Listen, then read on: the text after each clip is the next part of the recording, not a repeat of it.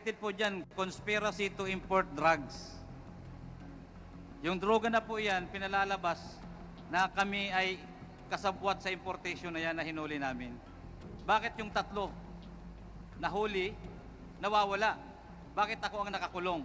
So I am supposed to mention that 3 person, Your Honor, pero baka lalo mapadali kagad ang buhay ko. Sabi ko, kailangan mag-isip muna ako kung paano at kung saan ko sasabihin. Ngayon na nandito ka at sinisiwalat mo lahat ng mga bagay na ito sa nakasulat sa affidavit mo, anong ine-expect mo?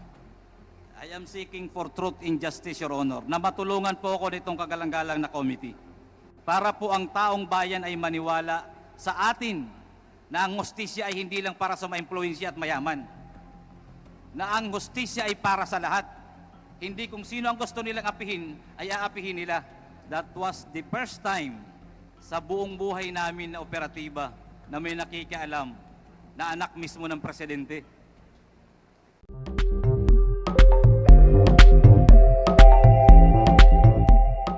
Pa po ba yung kasama dito sa trabaho mo? Kasi nag-iisip lang ako, bakit ikaw ang kailangan kinausap? No, ikaw ang kinausap ni na Henry, ikaw ang kinausap ni na Nilo Abellera Jr. as a small. Ano po ba yung nakapaloob doon sa role mo? Ano po ba yung meron ka Your para Honor, kausapin kanila?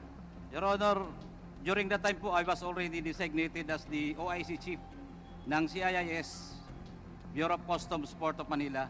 Then during that operation, ako rin po, Your Honor, halos team leader na nagre-represent sa Bureau of Customs. Kasama ko po yung PDEA, may counterpart ang PDEA. So alam nila na ang desisyon or pwedeng gawin ay manggagaling sa akin dahil ako ang nakakaalam ng customs. Sa loob mismo ng customs. So ibig sabihin sa mga panahong ito, ikaw ay may kapangyarihan, may otoridad ka para i-release ang isang shipment. Tama po ba? Yes, Your Honor. Okay. So, kapag kinausap ka nila, binanggit mo po rito na luwagan mo, sabi ni Small sa'yo, sa paragraph 4, always talk to me over the phone and sought my help in the release of your shipments, to which I acceded. Meron po ba silang, ano po yung kapalit kapag kinakausap ka nila? Isang pakiusap lang po ba yon o mayroon silang offer or anything para pumayag ka doon sa kailang request? Your Honor, may kapalit, tago-offer, pero nire-reject po namin kasi napakalakas ng ginagamit nilang pangalan. Pwede mo bang banggitin dito kung ano po yung mga offer na yan kung sakali? Konting suhol para luwagan, pero sabi ko nga, hindi ko namin yan tinatanggap dahil ang impluensya at napakalaki at hindi rin bagay na dapat gawin. So pakikisama na lang ang ginagawa namin. Okay. So, ibig sabihin, niluluwagan mo, pumapayag ka doon sa kailang pakiusap bilang isang pakikisama. Although, may binabanggit ka rin na consideration. Except that, sabi mo, dahil malalakas yung mga pangalan na binabanggit, hindi ka pumapayag na tanggapin. Yes, Your Honor. Nabanggit mo dito sa paragraph 5, our office received reports from our confidential informants, usually bodegueros and pahinantes of the shipments facilitated by Councilor Small Abellera, that illegal drugs were mixed up with the said shipments.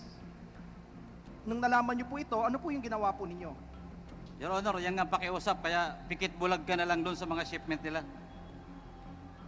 Pikit bulag ka na lang, bayaan mo na lang mawala. Kaya nga, ito na lang ang pinukusa namin na isang shipment. Kaya nga, nagiging missing containers na lang. Sa recollection mo, gaano karaming shipments o ilang beses po sila na nakapagpapasok ng shipment? Your Honor, as per reports, that is about, sa Port of Manila po, 700 more or less containers. Yan po ay on In record. a span of gaano katagal po yung 700 shipments po na yan? Bago lang po si Commissioner Lapiña, about 2 or 3 months. 2 to 3 months, may nakapasok na 700 Nakalusot po, shipments. baka padating at nakakalabas na walang nakakaalam kundi sila lang. At sa iyong pagtaya, dun sa mga 700 shipments po na yon, ilan sa tingin mo ang may nakasama na illegal drugs? Your Honor, ang ano namin nun, assessment namin, 50% may palaman. So, ibig sabihin kung 700 shipments in that span of period, at 50% may laman, 350 shipments may laman na illegal na droga? Yes, Your Honor. Chabu. Base po sa pagtaya po ninyo, gaano karami usually yung laman ng isang shipment na illegal drugs? Your Honor, hindi ko ma-determine ngayon, pero ang nagdedetermine niyan yung PDEA. Nanggagaling na sa kanila ang assessment pag nakakalabas na. Kaya nga ho, pinupukpok ng PDEA ang Customs, yung Customs Intelligence Deputy Commissioner, pinupukpok naman yung Director, then sa amin naman binababa yung order. Doon sa 700 na binabanggit mo kanina, 350, dahil 50% yung may laman. Mayroon ba kayong finlag doon, in-stop kahit na isa? No, Your Honor, hindi ko talaga nakialam sa kanila. Dahil nag-project na lang kami, nung sinabi, para na lang dito sa isang project.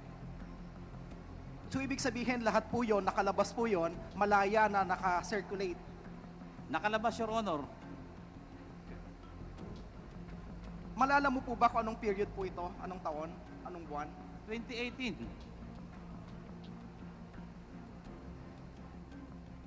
Dito sa sinabi mo, sa paragraph 7, on account of our intelligence works, various shipments were alerted, and in various occasions, Councilor Small requested me, luwagan mo yung mga shipments na yan.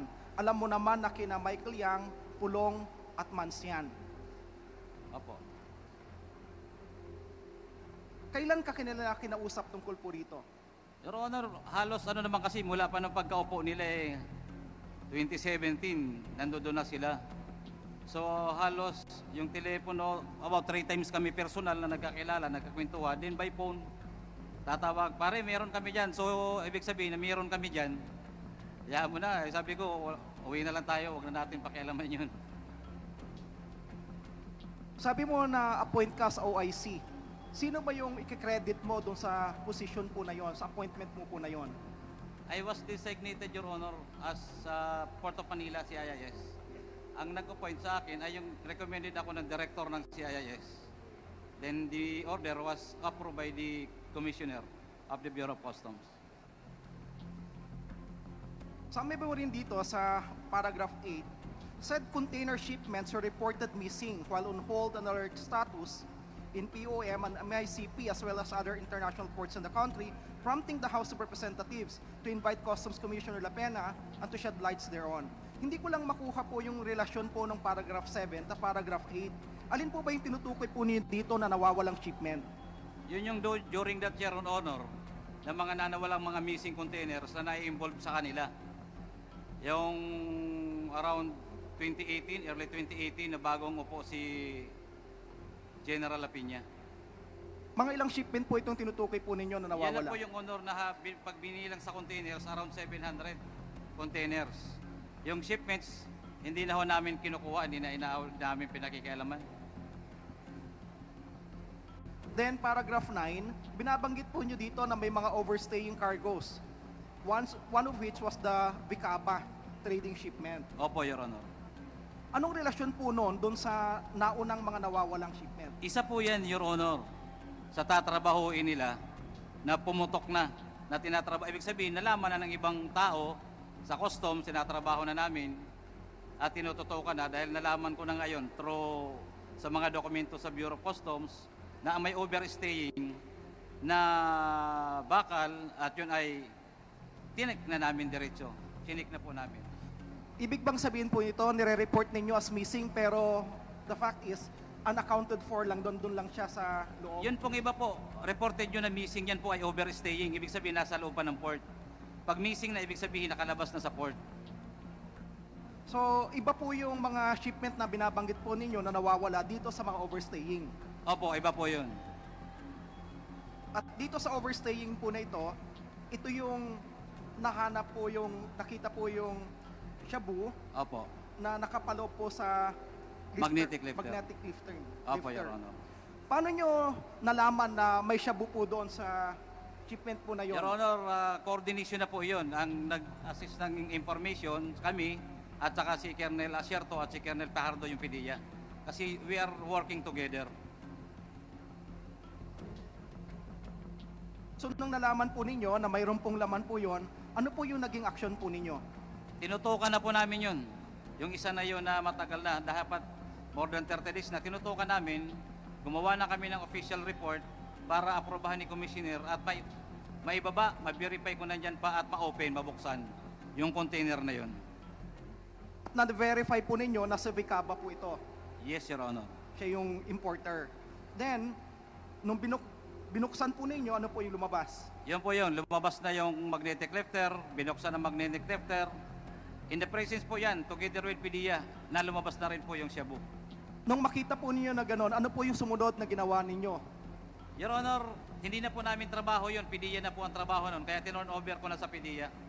So, tinurn over po sa PDEA. Opo, dahil positive na ang drug shipment. Ngayon, nagkaroon po kayo ng kaso. Anong kaso po yung final po sa inyo? Ang related po yung kaso po na yon? Related po dyan, conspiracy to import drugs. Yung droga na po yan, pinalalabas na kami ay kasabwat sa importation na yan na hinuli namin. Nakasabwat ka ng Vicaba. Ng Vicaba. Kung sinasabing kasabwat ka sa Vicaba, sino-sino ang kasama mo na nakasuhan? Your Honor, kami lang tatlo at saka yung Vicaba tatlo, din Chinese. Hindi po ako, yun lang po. Tatlo kami, si Colonel Pardo, Colonel Lasierto, ako, yung tatlong nawawala ngayon. Si Bidasto Cabral Barakel, Lakigan, Katipan, din I think Chinese. To Chinese, na parehong may mga standing warrant. So yung mga kasama mong nakasuhan po rito, yung mga importers din. Tatlo doon sa mga importers plus tatlo po Plus kayo. po yung Chinese, apo.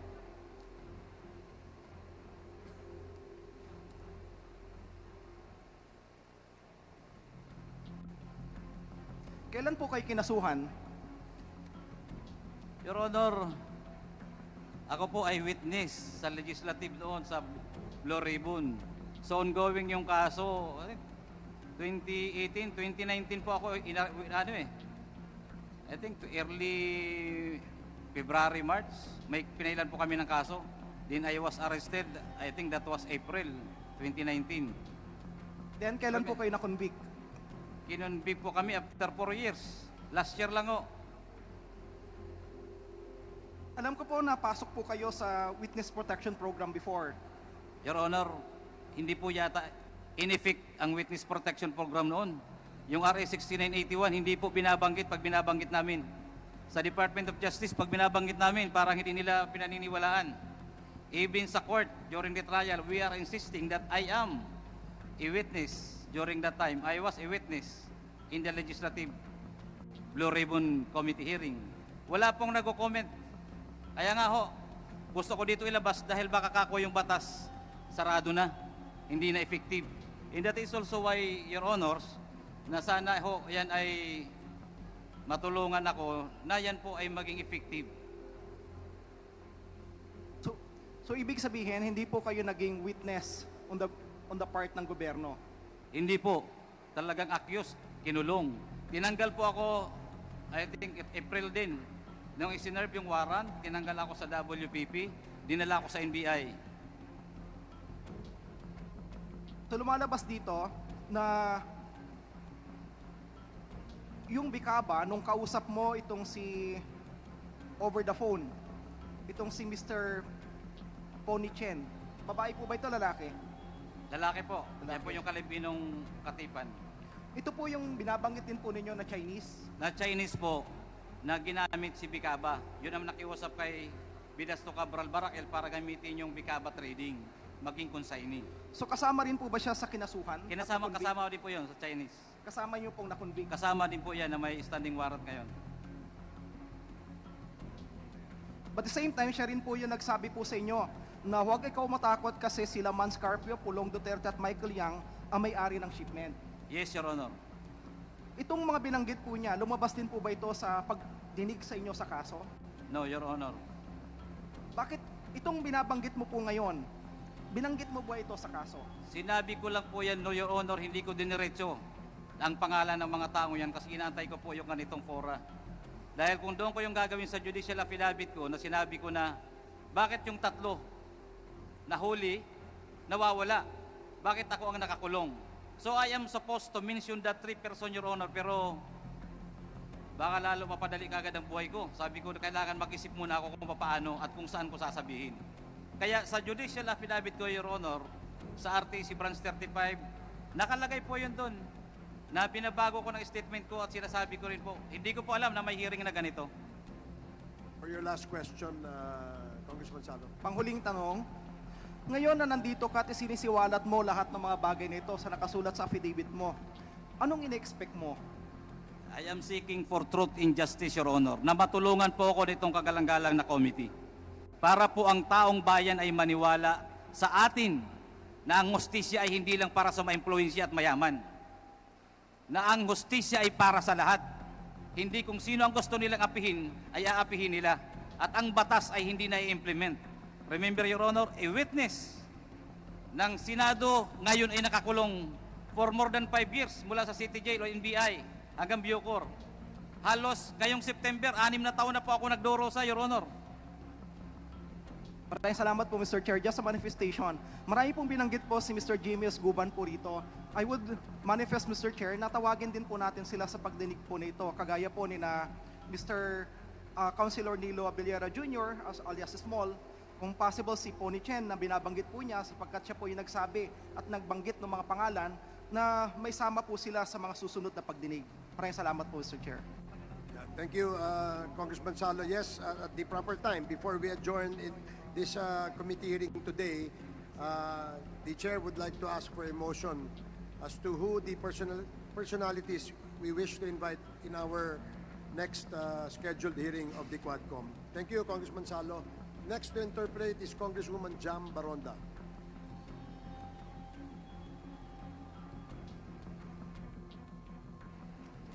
Thank you so much, Mr. Chair. Since we're talking about war on drugs and at the same time human rights, I may be allowed to ask question regarding this is regarding HOR number 1346 and HOR 1351. Previously, Congresswoman Baronda, may I know, that's a House resolution. yes, Mr. Chair. And is this related to the Yes, issue? of course, Mr. Chair. This is somehow related to war on drugs and human rights.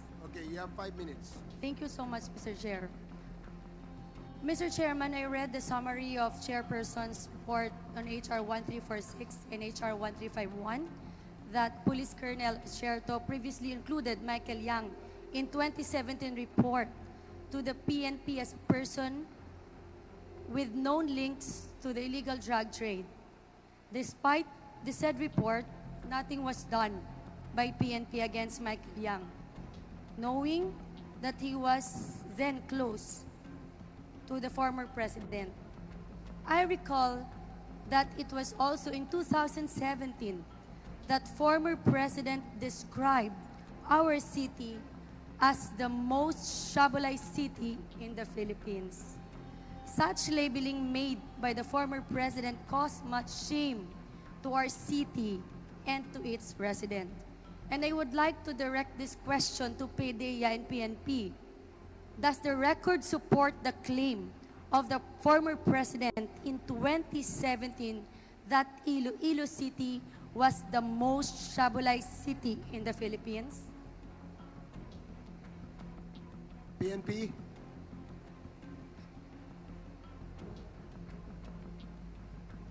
The question is directed to the Philippine National Police. May we be clarified, Your Honors, as to what kind of report that is? My question is, does the record support the claim of the former president in 2017 that Iloilo City was the most shabolized city in the Philippines? Or can you please answer or give me some proof or number of top 50 list of cities and provinces? The case on drugs, at the same time, list of officials of Iloilo City that's included in the list in the war on drugs. I am asking this, Mr. Chair, because my city has been linked to as I was been called as the most shabolized city of our country. The most Shabolized city of the country. shabulized. Yes. Oh, shabulized. Yes, Mr. Chair. Ang Ah, tanong ko, Your Honors, Mr. Chair, our apologies that we cannot respond to the question as of this time in the absence of the record that being referred to, Your Honor. Mr. Chair, kasi I can recall previously that in a public forum that was held on August 8, 2017, PIDEA Regional Director then Hil Pabiona and Iloilo City Director Senior Superintendent Remo Zacarias Canieso categorically declared that former Mayor Jed Patrick Mabilog was never included in the list of personalities engaged in the illegal drug trade or protector. Again, my question, Mr. Chair, to PDEA and PNP, is whether former Mayor Jed Patrick Mabilog was included in the list of individuals engaged in the illegal drug trade or drug protector?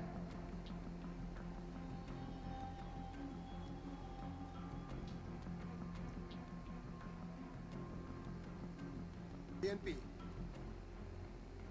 Please respond. Your Honors, if you would allow us to refer later on the question with the Directorate for Intelligence as this matter referred to list, probably with respect to the personalities involved in illegal drugs, as I believe. Thank you, Your Honor. Mr. Chair, gusto ko lang po na malaman kasi sinasabi ko ito. Kasi Mayor Jed Patrick Mabilog is known to be the number 5 world mayor. And he was able to gain many awards and recognition both internationally and locally. Kaya lang naman umalis si Mayor Jed because of his fear of his life. Umalis siya after attending a summit in Japan because he was advised not to come home. Kasi alam naman natin na very vocal ang dating presidente na si Mayor Jed Mabilog na yan. Pilit na ina-accuse na protector ng droga. Although sa buong city of Iloilo, alam namin na hindi totoo. And there were several instances in an event, especially in the 145th founding anniversary and second Kalahi Festival ng Bulwagang Kalahi ng Tarlac, na sinabi niya na pag bumalik si Mayor Jed, papatayin ko yan kasi drug protector yan. But up until now, wala kaming may nakita or listahan from PDEA or PNP na si Jed sangkot sa illegal drug trade or protector.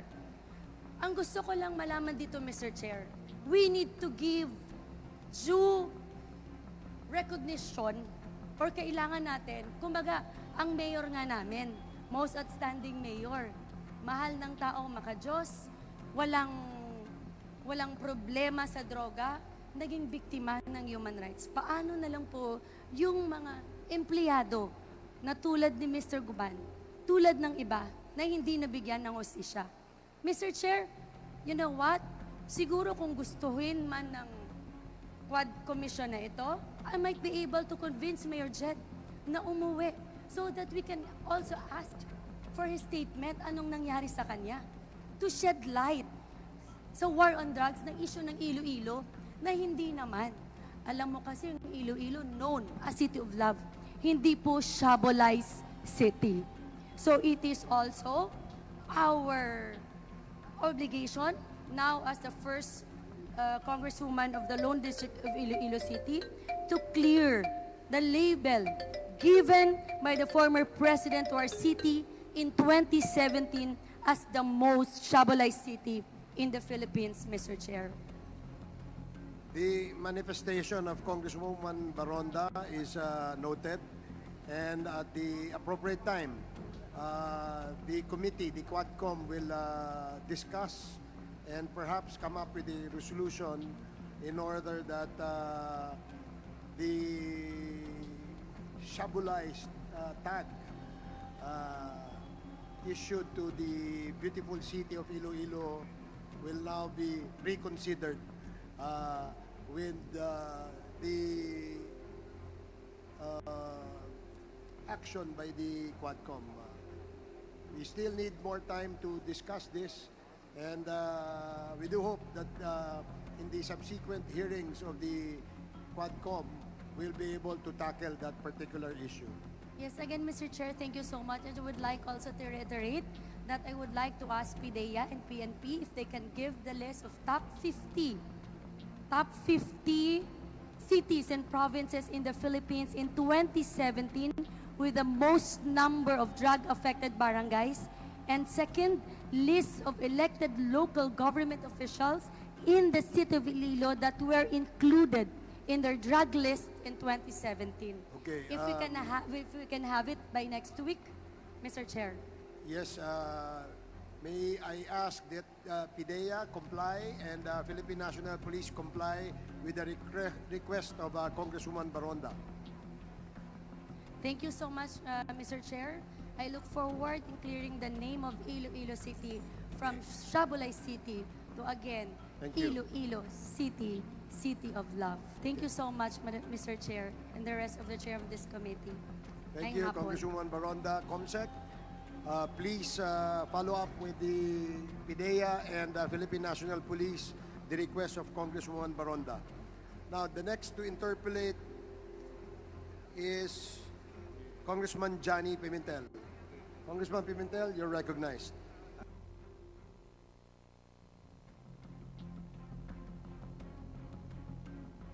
Mr. Chair, let me wait for Mr. Jimmy.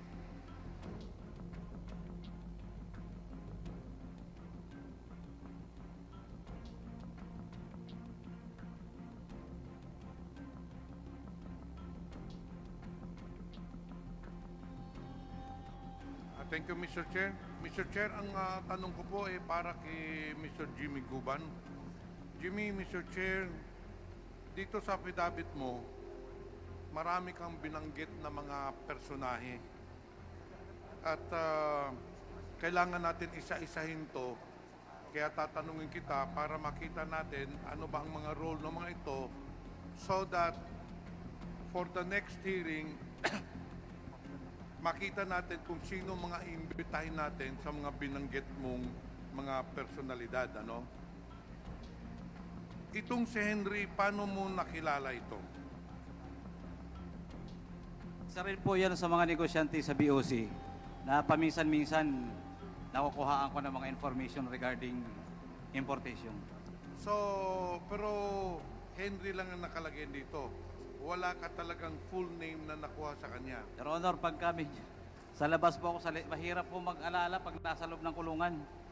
Kasi ginawa ko po ito, nasa kulungan Pero ako. ito, namumukhaan mo ito. Yes, Your Honor. Matagal na itong si Henry gumagalaw Yes, Your Honor. sa customs. During that time, Your Honor, at saka may mga tao naman. Meaning, Mr. Chair, matagal na itong si Henry nangangalakal dun sa loob ng customs. Negosyante, Your Honor. So, palagay mo, Jimmy, Mr. Chair, itong si Henry, nandun pa ito, nangangalakal pa ito dun sa loob ng customs. So, nung pagputok nitong magnetic lifter, huminto na rin ito. That is what I would like to verify, Your Honor, dahil wala na nga po akong connection sa labas nung makulong ako. In this connection, Mr. Chair, hindi po natin makuha yung totoong pangalan nitong si Henry, pero he's one of the main actors dun sa affidavit ni Jimmy. May I request the COMSEC to invite na lang yung president ng Brokers Association sa Customs or whoever na may link natin itong si Henry. Importante ito kasi itong unang contact ni Jimmy Guban. He's the first person na natransact niya para mabuo itong pagpasok ng magnetic lifter. But at this point in time, we really don't know who is this Henry. Baka naman po alam, ano ba to? Broker ba to, Jimmy? Influencer din po. Whether, nagpipinance. But anyway, Your Honor, pag nandito po ako siguro sa labas with the help of po ng kagalang-galang na to, sabi ko nga, I can contact siguro ngayon. Then pwede ko yun makiusap at pakiusapan po na samahan ako dito sa Kongreso. So, Mr. Chair, hindi mo talaga alam, Jimmy, kung ito broker o fixer lamang. Your Honor, mas madali na fixer para maintindihan. Nagpi-finance, nagne-negotiate, nagtatransact, pero hindi Eh, sila... sinong kilala mo na kilala itong Henry? Na sa tingin mong kilala itong si Henry? Marami po, Your Honor, pero doon na lang po muna ako mag-ano kay Mr. Henry, Chinese.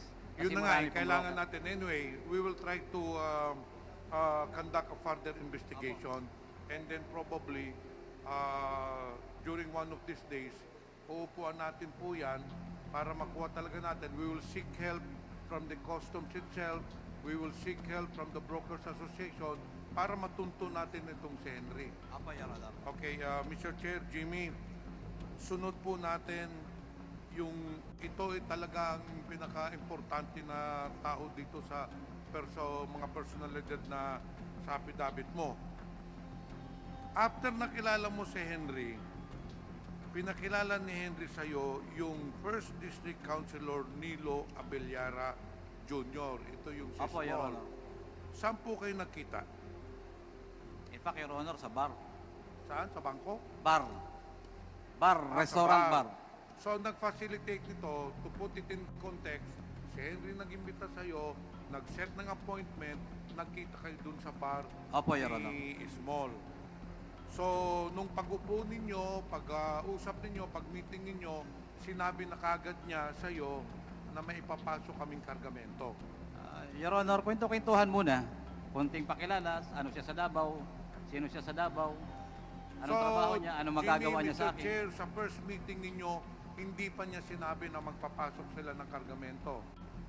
Sinabi na po, kaya lang mahaba po yung meeting namin. Halos sinabot kami madaling araw. So, yun na nga. Pero at the end of the day, dun sa dulo, sinabi na niya na ang pakay niya sa'yo, magpapasok sila ng kargamento. Opo, Your Honor, at nakatulungan din si Henry.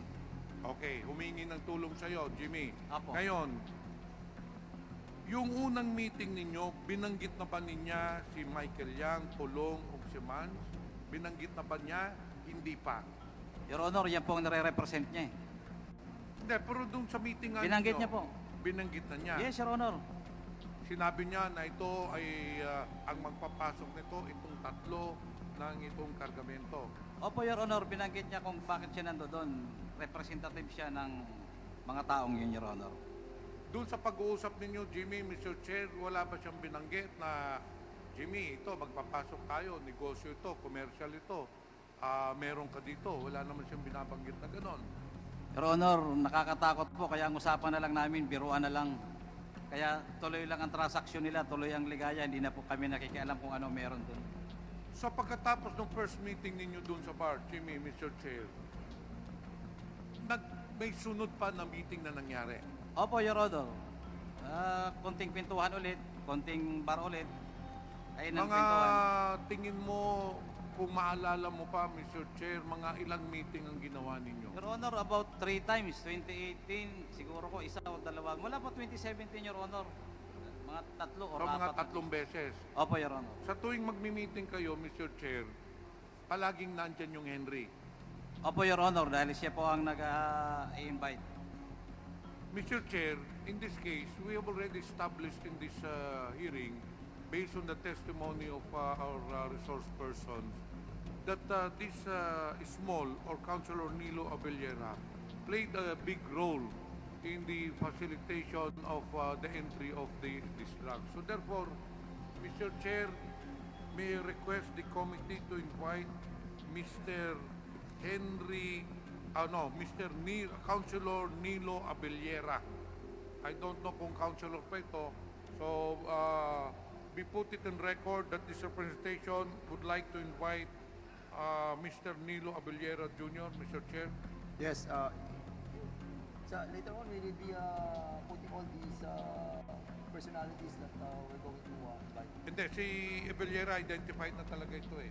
So okay. Ito talaga, ito po, Mr. Chair, ang ka-meeting talaga ni Jimmy. Is that a motion? Yes, I move that, Mr. Chair, I move that we invite Mr. Nilo So Abellara there's- Jr. There's a motion to invite Councilor Nilo Abellara Jr., Abellara Jr. I second. also known as Small. also known as Small. So, I second the motion. there's a second motion. Any objection?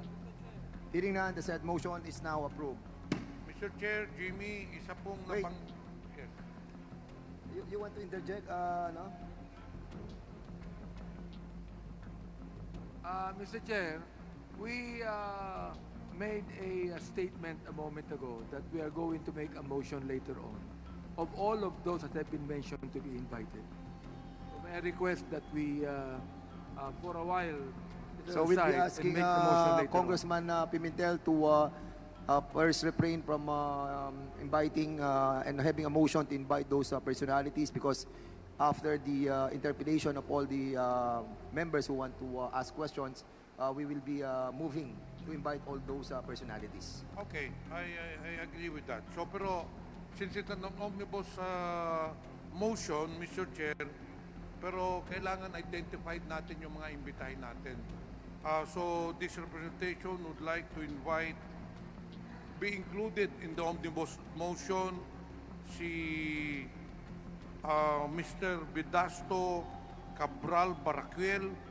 Mr. Chair, be put it in record na isa ito na personalidad na imbitahin natin. And then si Mr. Pony Chen, Mr. Chair. Pony Chen. The Okay. omnibus motion eh. Isa po isama na nila doon. The omnibus motion did not mention the Comsec, personalities. please take note of the names of the persons that the committee will invite in our next committee Okay, hearing. muna. And we will make that motion and approve the same at the proper time before we adjourn this committee hearing today. Okay, thank you, Mr. Chair. May I proceed? Jimmy, binanggit mo, nung nag-meeting kayo ni Small, sinabi niya talaga sa'yo na ang ang magpapasok dito business partner niya. In this case, Michael Yan, Pulong Duterte, and si Mans Carpio. Talagang binanggit niya yung pangalan, or was it just implied? Direkta bang sinabi yung mga pangalan talaga sa'yo? Binanggit niya po mga pangalan na yun. Ilang beses dun sa meeting ninyo? Dun sa 3 beses na nag-meet kayo, 3 beses niya Alam niyo binanggit po, yun. pag nagmi-meeting kami yan, inaabot kami ng alas 5. Ako umaalis na, sila nandun pa. Kasi ang sabi niya lagi, alas 7 pa ako babalik dahil sila nagiinom pa at saka yung dalawa. So, umaalis na ako. Yun lagi, halos magdamag. Hindi yung oras na po yun na magkakasama kami, yun lagi ang usapan. Pero, Mr. Chair, and for the benefit of everyone, ako ay naniniwala talaga dito sa statement ni Jimmy Guban. Bakit po? Itong si Small is very close. Councilor po ito ng Davao. So she is very close to the personalities na binanggit ni Jimmy Guban. So in that note, I really believe his statements. Ngayon, Thank you po. wala bang pagkakataon, Jimmy, na sa mga meetings niyo, hindi kayo nagkita ng mga business partners ni Small? Your Honor, ako na po ang nag-a-avoid. Kasi bilang empleyado, at regular po akong empleyado ng customs, iniiwasan ko po na ma-influensya na ako tang todo ng administrasyon na yun. Kaya po, sabi ko, tama na, okay na kako, nag-uusap na tayo eh. Okay na kako yun, sabi ko, kaibigan. So normal na po, hindi na po ako nakikipano na makaharap po sila. Hindi naman po nagkaroon ng pagkakataon na kayo ay kinasusap ng 3 business partners niya? Hindi. O hindi po. Patapos yung meeting ninyo, dito sa affidavit nyo, Jimmy, sinasabi nyo na ilang beses kayo tinawagan ni Small. Yes, Your Honor. So, after nung meeting ninyo, wala na na-out na si Henry, si Small na talagang tumatawag siya direkta. Opo, Your Honor. Pag may nalalaman kagad sila na information that I will be working with those container that was released or missing, yun na kagad. Dahil alam po nila na operatiba po ako ng CIS. I have a team, I am handling a team. Team leader po ako, nagtatrabaho po ako sa bureau. Mga nakailang tawag po siya, Mr. Chair, si Small. Marami po, kaya lang yung cellphone ko sa loob ng 5 taon, wala na po. Kung di lang po sana nasira at nakulong ako, masabi ko po kung ilang bisis tumatawag So sila. in short, Mr. Chair, itong si Small or Councilor Nilo, ito talaga ang ikangang sundalo. Ito Apo. talaga ang nag-facilitate in behalf ng tatlong business partners niya. So kailangan po, Mr. Chair, na ito ay sumipot doon sa next hearing para malaman. Since ito naman po binanggit ninyo during the hearing at sa doon sa kaso, Jimmy, bakit hindi na isama itong si Councilor Abellera doon sa kaso? Very clear naman siya nag-facilitate. Your Honor, wala naman po sa kanila. Ako po ang kinasuhan eh. Kami ang kinasuhan. Wala po sila, Michael. Hindi ko pa po nilalabas siya during that time. Then, Mr. Chair, that is a big injustice to Jimmy Guban, considering na ito talagang may kasalanan. Wala ka namang kasalanan rito. Ngayon, Mr. Chair, puntahan natin yung Bidasto Cabral Barakel. Kasi ito naman po yung consignee, hindi po ba? Opo, Your Honor. Ngayon, ang tanong ko sa iyo, nakausap mo ba itong si Barakel? Nakausap ko po yan sa Tropon, si Hernan Abarrio. Doon pa sa Calapan City sila. Personal mo po ito nakausap? Si Hernan Abarrio po ang kumausap dahil wala na po kaming oras noon dahil si Hernan taga roon din sa Calapan. Inamin po ba niya nung nag-usap sila na siya talaga ang consignee nung magnetic lifter? Your Honor, sa testimony niya po, doon sa Senado, inamin niya po mismo. May tiis-in po yun. Sa susunod po siguro, Your Honor, madadala ko po yung copy ng Blue Ribbon Committee hearing. Nandoon po ang tanong mismo, tanungan nila. At sinabi rin po ng chairman doon na dapat pailanan ng kaso. Tignan Nandun mo, po yun, Your Honor. Mr. Chair, based on the testimony of Jimmy, inamin ni Baracuel na siya talagang consignee. So that is why there is really a need for this Baracuel to appear on this during the next hearing. Itong si Pony Chen, nakausap mo ba ito personal, Mr. Jimmy? May pundin po, Your Honor, doon sa pagpunta ni Hernan Abarrio. Ano naman ang role nitong si Pony Chen, Mr. Chen? Yun, Your Honor, yun yung gumamit kay Mr. Barakel ng pangalan. Bali siya ang kausap dito para ayusin ni Barakel ang kargamento at sa kanya ang ginamit na pangalan. Yung Bicaba Trading ay pangalan ni Bidasto Cabral Barakel. Si Punichin ang nakiusap sa kanya. Dito po tayo kay Deputy Collector Mangawang, Jimmy. Personal mo ba ito na nakausap? By phone po, Your Honor. Nung tumawag po yan sa akin nung gabi, at doon ko rin po naalaman na yung nga ang tumatawag din sa akin, si Benny Antiporda. Hindi po kami nag-uusap niyan kahit po kapareho kaming empleyado ng customs. Nung gusto niya? Gusto niyang pakawalan yung shipment?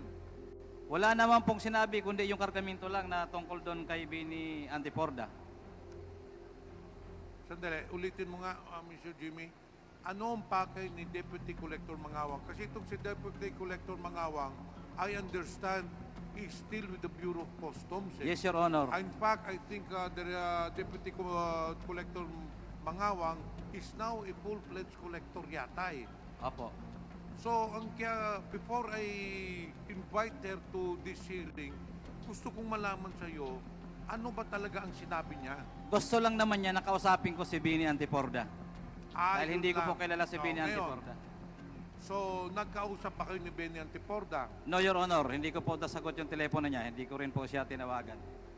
Pero di ba sabi ng Paul Gutierrez tumatawag sa iyo? Yun nga po, di ko po siya, wala po sinabi sa akin, kundi sinabi ni Paul Gutierrez sa si Benny Antiporda ay magkasama at saka si Michael lang sa National Press Club. So hindi kayo nagkausap mismo ni Benny Antiporda. Hindi po. So in this case, Mr. Chair, at this point, we cannot invite Benny Antiporda because he has no direct link yet to Jimmy Guban. Yun na lang muna ang itatanong ko.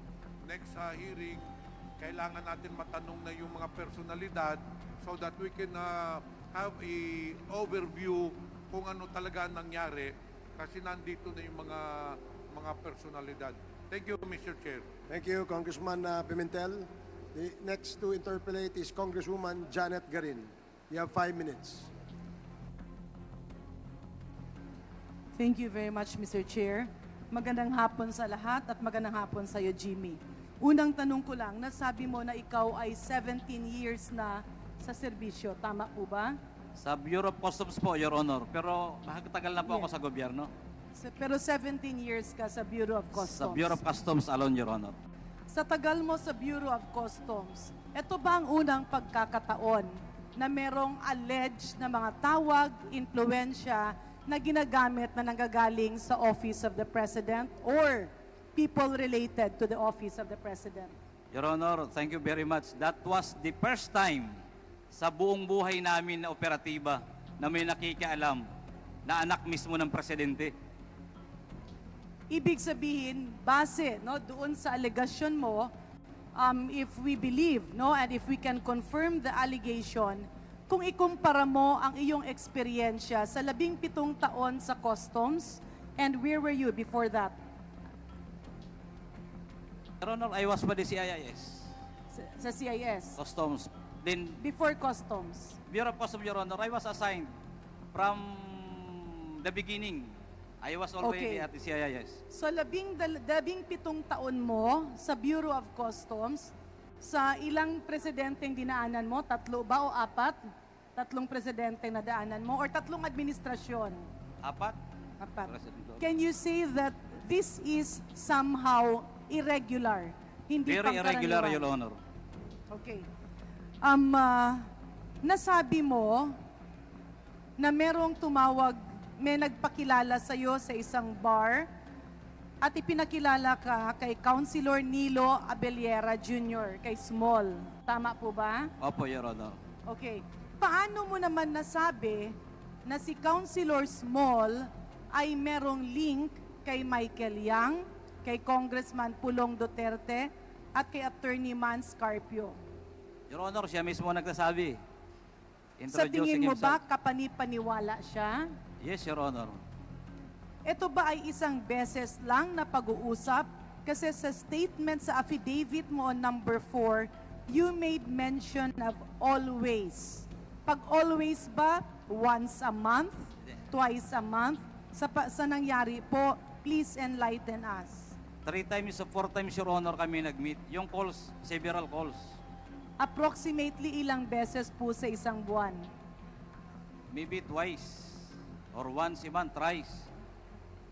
1 month. to 3 times. Sabihin na natin, umaabot ba ng 5 times a month? Mga 3 to, well, pwede Your Honor, 3 to 5 times.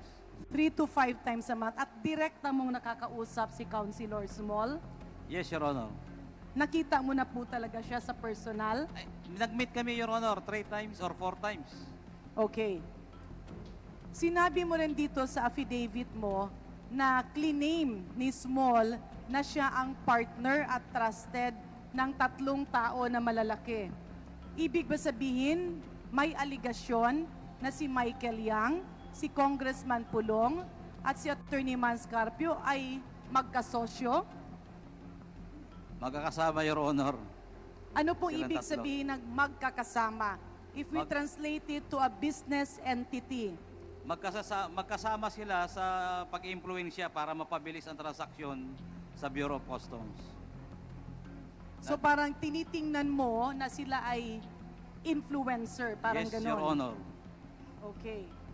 Sinabi mo rin sa iyong affidavit na meron kang mga bodegero at pahinante na nagsasabing ang illegal drugs ay mixed up with said shipments. Can you expound on that pag sinabi mong mixed up?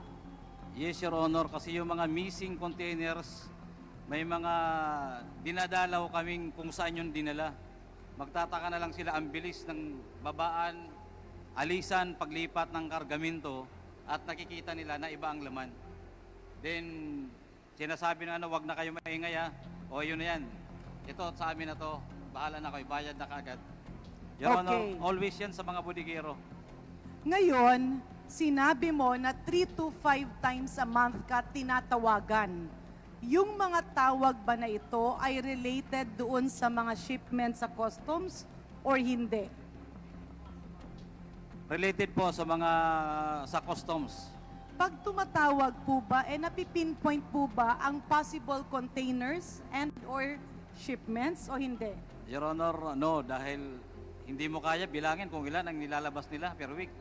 Hindi, ibig ko sabihin, kapag tumatawag sila, ang tawag ba ay talagang yung intensyon ay tumawag para sa specific shipment or container, or baka naman tumatawag sa'yo at sinasabing, pare, punta tayo sa bar. No, Your Honor, sabihin nila na may containers kami. Marami yun. Then, So ang tawag is very specific for certain shipments and containers. yes, hindi ko na po kinukuha, sinasabihan ko na lang, pare, okay na, hindi naman kailangan nyo ako tawagan. Hindi naman kami nakikialam ng mga Follow-up shipments. question, Your Honor. Ito bang mga containers or shipment na ito na itinatawag for facilitation ay kasama sa mga nahuhold or tawagin nating suspicious containers? Yung iba ho, na-hold, pero pag sa kanila ngayon nga po ang iniiwasan kaya tumatawag para walang ma-hold. Kaya pag sa kanila, dire-diretso yan, 100 containers, dire-diretso. So ang ibig sabihin ng luwagan ay ipikit mo lang muna yung mata mo, ganun po ba? Yes, Your Honor. Pero yung pangamoy mo at pandinig mo ay bukas. Alam mo namin na nangyayari, pero wala na dahil merong impluensya na napakalaki at napakahirap banggain. Okay. You also mentioned of overstaying cargoes. Can you laymanize to all of us? Ano po bang ibig sabihin ng overstaying cargoes? At dito kasi sa iyong affidavit ay parang nag-i-imply na kapag overstaying ay tila meron siyang laman na illegal. Yes, Your Honor. Hindi naman totally lahat dahil minsan kulang ang papilis kaya nag-overstaying, nag-aamienda. Pero most common pagka-overstaying, ibig sabihin po niyan, sana tama pa ako, hindi ko nabasa ang batas, ang memo, pero more than 30 days. All shipments coming from or coming in must be accounted for. Bakit hindi lumalabas at tumatagal sa yarda? Kaya ho maraming container na natatingga.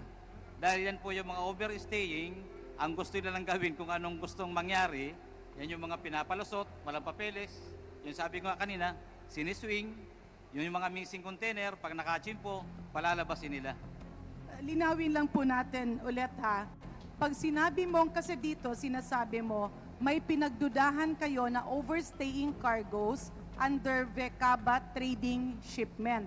Ang ibig po ba sabihin nito, overstaying, kapag ang isang cargo or the certain cargoes are overstaying, it simply means pwede na siyang pikit mata ka na. Yung ba yun? No, Your Honor. Ibig sabihin po, walang naglalodge ng entry, walang nagpo-process ng dokumento niya sa Kaya loob nga. ng 30 days ng Bureau of Customs. Sometimes magiging suspicious ka na bakit walang gumagalaw sa kargamento na yon. Bakit hanggang nandoon pa? Parang ginagawa siyang ghost. Yes, Your Honor. Okay. So, ang overstaying cargoes are actually real cargoes but are transformed into ghost cargoes. Mang nangyayari pag nawala na. Nandiyan siya, pero kunyari hindi nyo nakikita. Okay. Moving forward, may sinabi ka kasing politiko na kalaban. And earlier you mentioned that it was former Senator Sonny Trillanes. Yes, Your Honor. Can you expound on this? Ano po ang naging circumstansya? Your Honor, nung nandun na ako, alam niyo, Your Honor, when I was arrested ng NBI, headed by then Attorney, I think, Dimaano, sinabihan niya kagad ako na ako may direct link, may direct line kay Secretary. Kung anong gusto mo, sabihin mo. Sabi ko, for what? Teka, paki-expound po. Sinabing may You have direct 1 minute. line kay May direct Secretary. line siya kay Secretary, yung nag-aresto sa akin. Yes, Sa Secretary sino po? Department of Justice. Okay, sinabi na may direct line kay Secretary, dalawa ang naging DOJ Secretary, Secretary Aguirre and Secretary Maynard Guevara. During that year, Your Honor, Maynard Guevara. Okay, sino ang connected kay Secretary Si Maynard? Attorney Dimaano. NBI po, team leader ng Okay. NBI Port NAIA. Ano ang naging kautusan nila sa'yo? I-serve yung warrant. Then kung may kailangan ako, sabihin ko kaagad at may direct line siya. kay Secretary. Ano ang relationship doon sa kay former Senator Sunny Trillanes? Your Honor, binabasa ko na meron silang gustong gawin na hindi nila ako madiretso na mag-alabikoy. Dumating po ako sa NBI, ganun din ang sabi nila sa akin. Hindi po ako nag-o-offer. Kasi anong i-offer ko sa kanila? Na may sasabihin ako. Hanggang sa paulit-ulit po kami wala po akong sinasabi. Hanggang sa, nung dinala na nila ako sa jail, tinorn over ako sa jail, after the trial, naisipan kong tumawag. Dahil tumawag ako, dahil may mga padala akong sulat, dahil siyempre gusto kong lumabas. Sabi ko, WPP, bakit ka ako nakakulong ako? So, papadala po ako ng sulat sa NBI kung paano nila ako matutulungan. Yung pala ang gusto nila ay pumirma ako sa report na gusto nila, nakasama si ex-Senator Trillanes. Anytime kukunin nila ako kaagad.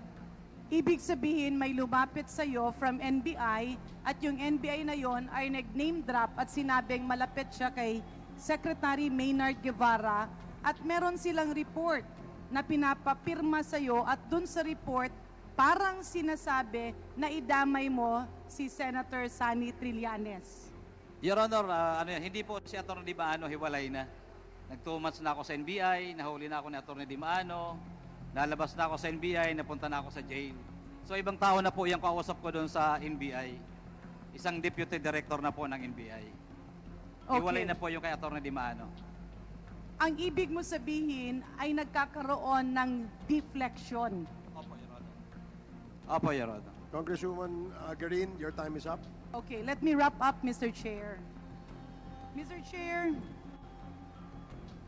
nasabi mo kanina nung ikaw ay nagbibigay ng iyong affidavit na madaldal si Michael Yang. Tama po ba? Paano po? Madaldal? Hindi po, si Abiliera. Si Abeliera Opo. madaldal. Opo. Okay. Sa pananaw mo, si Michael Yang ba, kung hindi siya ginawang Presidential Economic Advisor, ay magkakaroon ng ganitong impluensya o hindi? Your Honor, kahit na hindi siya gawin dahil ma-impluensya siya kay Pulong. So magkakaroon ng impluensya pa rin sa Bureau of Customs dahil yun ang negosyo nila. Nagkaroon po tayo ng celebrated na war on drugs. At narinig niyo po ito sa mga balita. Sa pananaw niyo po ba, bilang isang mamamayang Pilipino, ikumpara mo yung mga nakaraang administrasyon hanggang dumating ang last administration, may nagbago ba sa laban kontra droga or wala? Your Honor, wala pong nagbago, lalo pong lumala. Ang dami pong stocks, ang dami pong dumadaan sa custom during the past administration. Lutang at ang dami. Naglabasan po during the time, green tea, red tea, plus purong tea. Pero shabu. Mas dumami po ang sinasabi lang po nila na wala, pero mas marami pong supply sa market during those times. Unlike today na kahit pa paano nababago, nararamdaman ng taong bayan na yung tao ngayon ay kumukunti ang addict ang gumagamit ng shabu. So, Mr. Chair, to wrap up, there are 3 take-out points here that I would personally like to request that this Quad Committee pursue. Yung una-una po, if we can document na mas marami ang pumasok na kasabay nung war on drugs, maraming pinapatay na maliliit na tao, yung pala marami ang pinapapasok, baka pwede tayong matulungan ni Mr. Jimmy Guban dahil alam niya ang proseso. Pangalawa, nakakabahala po na tila napunta ang pananaw natin dito sa mga maliliit na taong pinapatay, pero apparently nagkakaroon ngayon ng testimonya na maraming itinuturo at nasisira ang buhay nila para pagtakpan kung sino man ang talagang nasa likod ng ito. Third and last, Mr. Chair, I believe that we need to look into the process of how these missing containers or yung bang totoong container, kung sinabi ni Congressman Baronda, shabulized, dito naman tatawagin natin multolized containers. Totoong container, ginawang multo, hindi mo makikita pero mararamdaman mo, mafe-feel mo at maririnig mo ang mga bulong. With that, Mr. Chair, we trust in your leadership that this Quad Committee will leave a legacy to the Filipino people wherein there is a real drug war and real criminals are the one that are made accountable. Maraming salamat po. Thank you, Congresswoman Green. The next to interpolate is Congressman Sergio Dagook. You have 5 minutes. Yeah, for the information of the members, Congressman Dagook is the last interpellator on the issue of Mr. Guban, so that we can pursue other issues after the Guban's testimony, because we have invited several resource persons for today's hearing. So, since there will be more hearings to be scheduled by the Quadcom, we will probably be able to ask questions that have never been asked today in the subsequent hearings of the Quadcom. So, Congressman Dagook, you have 5 minutes. Thank you, Mr. Chair. Actually, Mr. Chair, supposed to be my interpellation will be on Pugo. However, with Mr. Guban, I have some clarificatory questions habang nandito siya. Nung tinanong ka, Mr. Jimmy, in one of the members of the committee kung ilang taon ka na sa Bureau of Customs, ang sagot mo ay 17 years. Tama po ba yun? Opo, Your Honor. Nung tinanong ka din kung is this the first time in your 17 years sa Bureau of Customs na mayroong nag-intervene sa inyong huli, ano po yung sagot mo ulit? Only the past administration, Your Honor. Doon lang po ako naka-experience. Ano yung sagot mo? First time na nakalimutan ko lang. First time po, Your Honor, na kausap kami ng ganong nag-i-influensya sa mga importation sa Bureau of Customs. So, in as far as yung nag-intervene at nag-influensya, this is your first time na parang malapit sa presidente. Ganun po ba ang ibig mong sabihin? Malapit po saan po? Malapit sa presidente. Ganun po ba ang ibig Yung mong sabihin? nag-influensya po, malapit sa presidente. Ang ibig po bang sabihin yan, noong una, mayroon ding nag-intervene pero hindi lang malapit sa presidente. Ang ibig kong sabihin, marami ka ng karanasan na may nag-influence, nag-intervene sa mga huli nyo. Pero hindi lang malapit sa presidente. This is the first time lang na yung nag-intervene ay malapit sa presidente. Tama po ba yun? Yes, Your Honor. So, ang ibig po ba ding sabihin nun, sa 17 years mo, marami ng mga huli ninyo na naariglo dahil may nag-influensya kahit hindi malapit sa presidente? Your Honor, wala po. Tinitingnan lang, kinokorek lang ang mga importation. Kung may diferensya, makikiusap na ito magsasabit kami ng papilis, but not as an influence to facilitate the easily release of the containers. So, ibig sabihin, may nag-influensya noon, hindi malapit sa presidente, hindi nyo pinagbigyan. Ganun po ba yon? Hindi po, Your Honor. Sinusunod po namin ang proseso. Ano po ba, Mr. Guban, yung proseso? Sabi mo kasi kanina, maraming mga overstaying. At nung tinanong ka, ano yung mga overstaying container, ang sagot mo, kung hindi ako nagkakamali, sa narinig ko, walang mga dokumentasyon. Hindi nyo alam kung sino ang mga consignee. Tama po ba yon? Opo, Your Honor. Ibig sabihin po ng overstaying, nandoon na yung cargo sa isang port. Halimbawa, MICP, nandoon na lumalagpas ng more than 30 days na walang nagpo-process ng papel. Kaya hindi malaman kung kanino or sino ang consignee ng particular na container na yan or shipment. Kaya sumusobra ng 30 days na dapat ay ina-account kung sino at paano nakarating yung container na doon at bakit walang nagkiklaim. Mr. Chair, this is in aid of legislation. Siguro, one of the recommendation would be, tingnan natin yung proseso ng customs. Bakit maraming mga ganyan na undocumented? Dapat kung sino yung nagdala niyan, mga cargo ship, no? Mga importer, na anong barko yung nagdala, dapat may imbestigahan. Kasi sa pagkakalam ko, normally, wala namang barko na magkakarga ng mga container kung not documented yung karga na yan. So, there is a problem in the process. If that is true, there is a problem. Bakit makarating dyan yung mga container na yan kung wala naman palang dokumentasyon? Sa pagkarga pa lang sa barko, medyo imposible na undocumented yun. Mr. Jimmy, Yes, sir. sabi mo, nung dito sa affidavit mo, nung nahirapan kayong buksan yung ano na yon, yung cargo na yon, nag-report ka kay General Quinto. Tama po ba? Your Honor, sinabi ko po kay General Quinto dahil siya po ang aming Deputy Commissioner for Intelligence ng Bureau of Customs.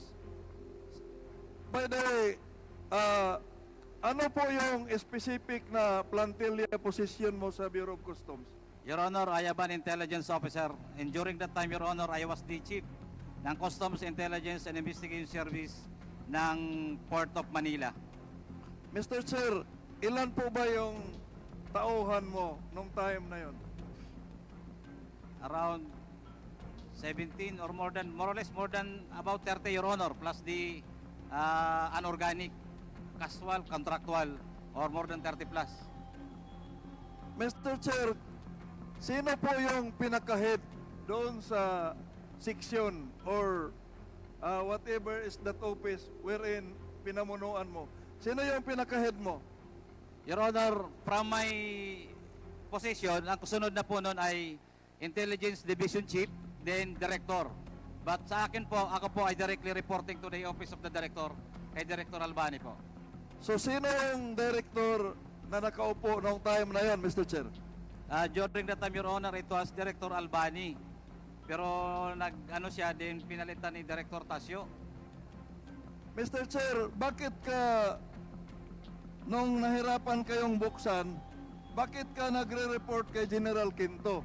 Hindi doon sa hipi mo. No, Your Honor, General Quinto, wala doon ang Director namin. He was our Deputy Commissioner. Mas mataas po kaysa sa Director. Kasama ko po kasi. Siya po ang sumama doon sa port at siya po ang Deputy Commissioner for Intelligence Group. Mas doon po, mas mataas po sa Director. So, pwede ba yun? Pwede ba yun na i-bypass mo yung, Mr. Chair?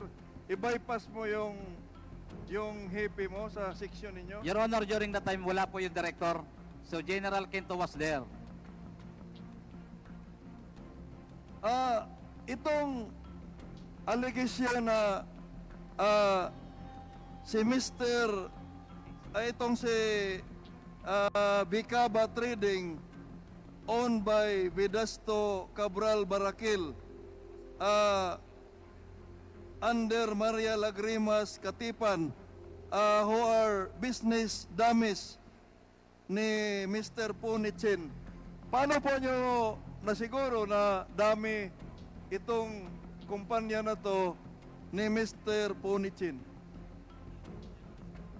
Your Honor, umatin po yan sa Senate Blue Ribbon Committee hearing. At tinanong at inamin niya na siya ang kinausap ni Punichin para maging dami. At siya ang may-ari ng Bicaba Trading, inamin niya rin po. Mr. Chair, gusto ko lang malaman yung pinanggalingan nitong allegation na to para magiging pulido yung sinumpaan mong salaysay. Noon bang sinumpaan mo to ngayon ay based on the account after the hearing of the Blue Ribbon Committee or based on your account nung nangyari actually yung pangyayaring ito? Your Honor, yan po yung pangyayari na katotohanan na ginawa ko ngayon. Hindi. Kasi ang sabi mo, Mr. Chair, kaya mo nasabi na business dummy ni Mr. Punichin itong Bicaba ay dahil doon na-divulge sa hearing sa Blue Ribbon. So, ang ibig po bang sabihin yan, hindi to based on the account nung nangyari itong kaso na to bago nag-Blue Ribbon? Doon po, Your Honor, bago pa po mag-hearing, alam na namin na yan. Ngayon, pag-hearing, mas lalo po namin napatunayan na kanya talaga yung shipment na yon na Bicaba Trading. Please wrap up, Congressman Yes, Dago. Mr. Chair, final question na lang. Linawin ko lang, itong statement mo na dami ni Mr. Punitsin, itong Bicaba, ay nalaman mo na nung time na nag-investigate kayo sa Bicaba. Yes, Your Honor. Itong mga documents na to, mga information, ay nasa posisyon mo pa hanggang ngayon. Your Honor, pwede ko pong hanapin, pero that will also be attested during the hearing ng Blue Ribbon Committee. Pero pwede ko pong hanapin, Your Honor. Mr. Chair, finally, I would like to manifest, kasi yung line of questioning ko sana ay sa Pogo, I would like to manifest that in the next hearing, the Department of Labor and Employment in the Provincial Officer of Dole and the Regional Officer of Dole were on the provinces and regions that we are investigating Pogo should be invited. The officers also, provincial and regional of officers of PhilHealth and the Social Security System. Kasi this is again in the aid of legislation. Nangyari yung mga Pogo na yan dahil marami tayong agency na hindi ginagampanan yung kanilang tungkulin. Katulad ni Pagcor, next hearing na lang, no? Kasi hindi ko nagustuhan yung paulit-ulit na scapegoat ni Pagcor, Mr. Chair, for the record, na hindi namin sinisitayan because wala silang lisensya. Ang amin lang minomonitor ay yung may license. Hindi ko po matatanggap yan, Mr. Chair, kasi kung ikaw nagkakanda ka ng, nag-aano ka ng parte, ang inasikaso mo lang pala yung mga imbitado mo. Ngayon, hindi mo sisitahin yung mga intruder. So, medyo, hindi katanggap-tanggap yung sinasabi ni Pagcor na hindi namin pinakialaman yan kahit nakita namin doon nung nag-inspect sila speaker, yung Quadcom, ay may mga nakita doon na ibang building. Bakit hindi nila monitor?